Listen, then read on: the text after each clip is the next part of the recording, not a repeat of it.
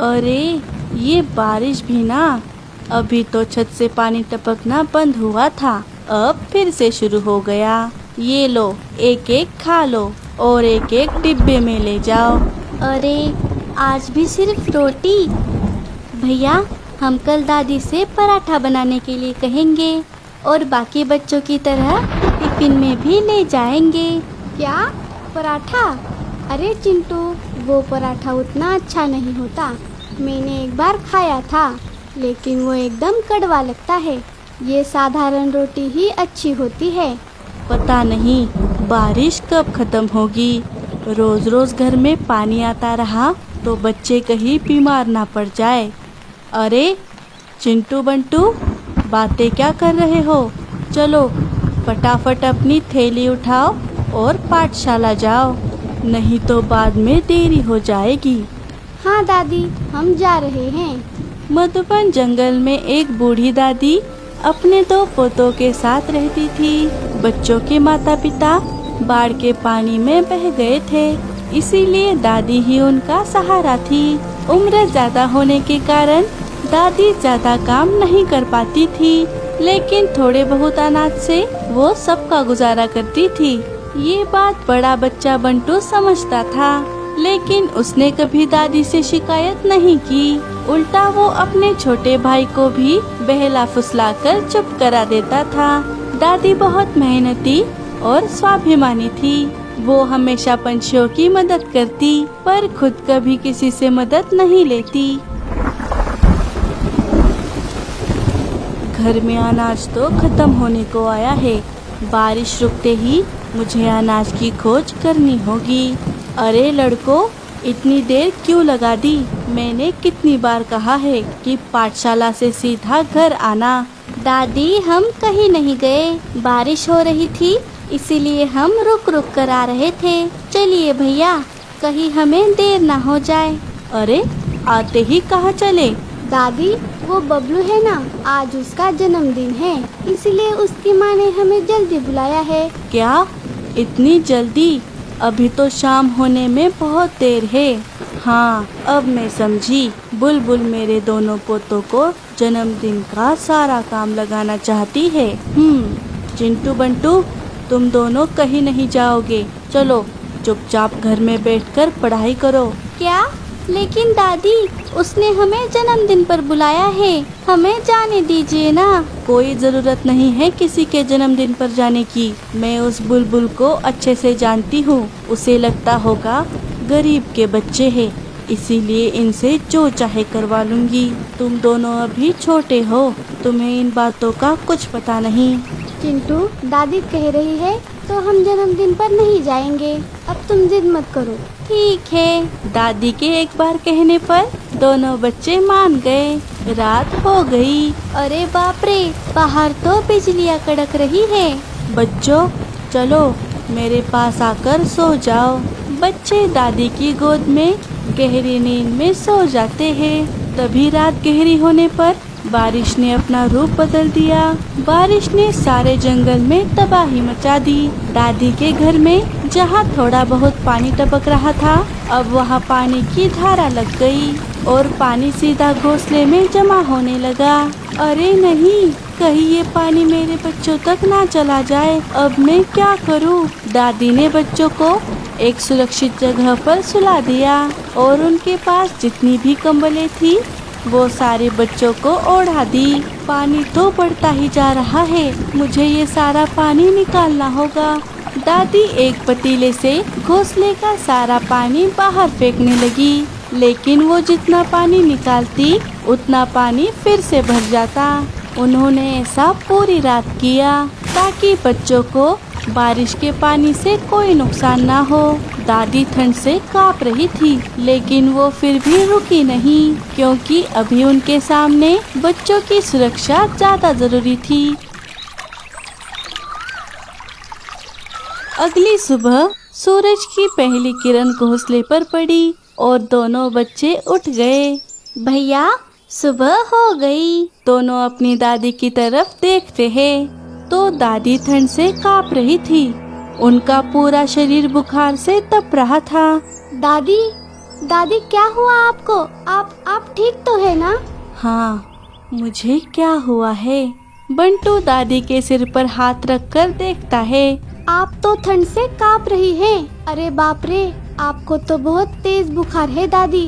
चिंटू, जा वहाँ से कंबल ले आ।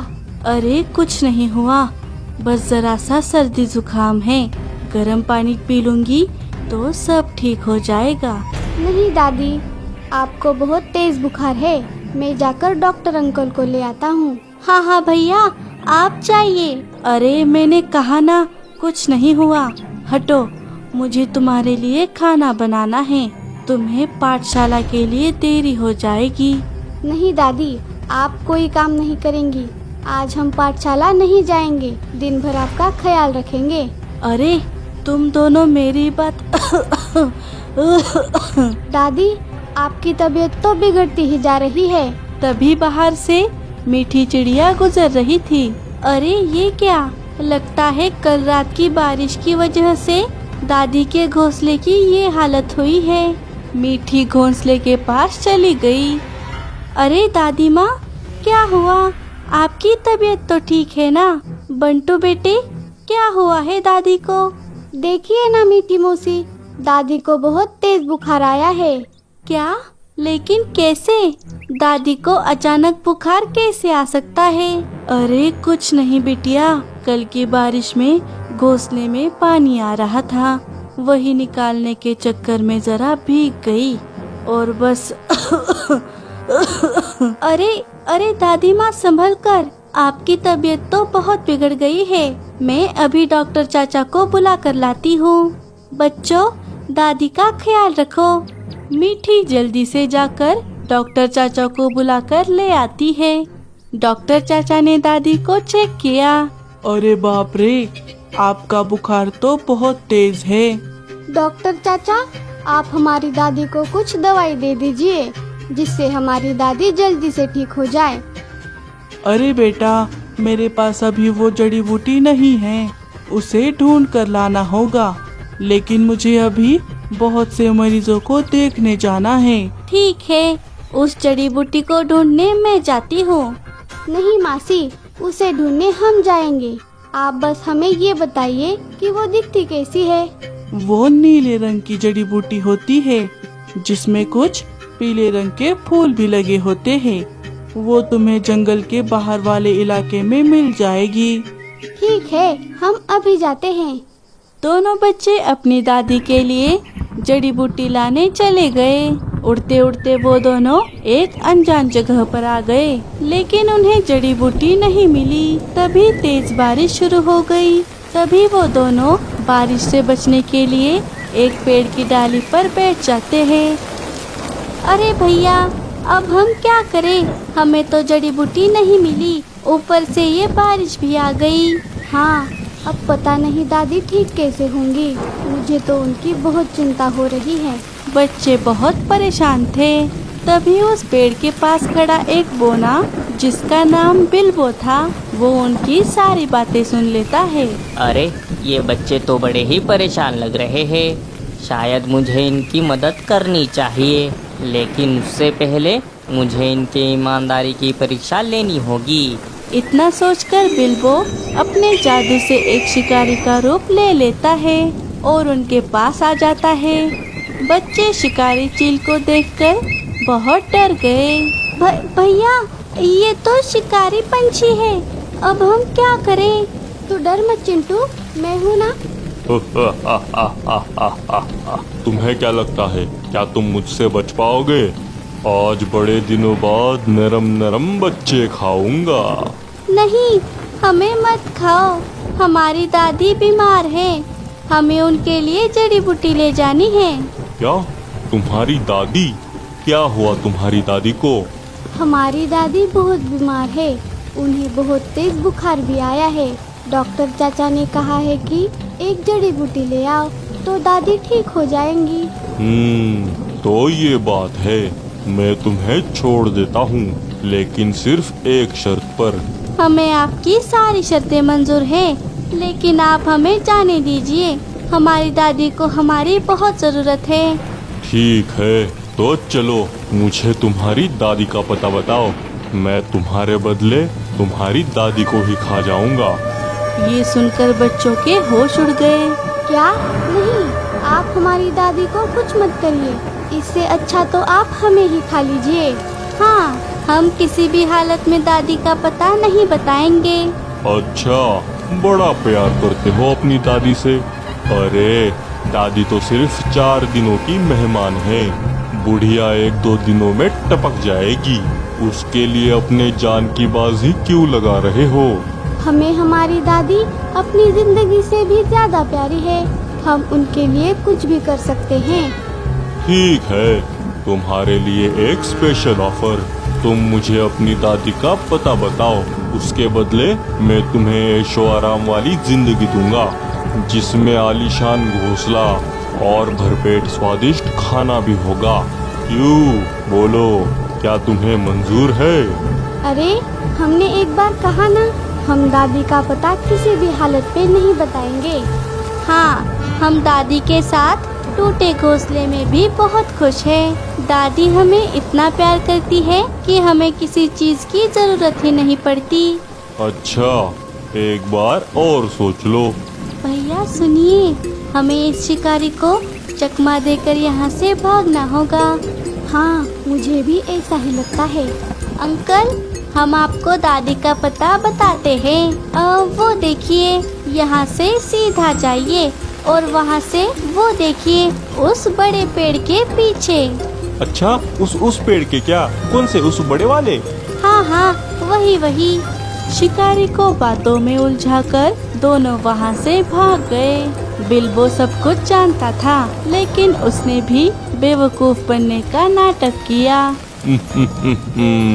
बच्चों, तुम तो मेरी परीक्षा में पास हो गए।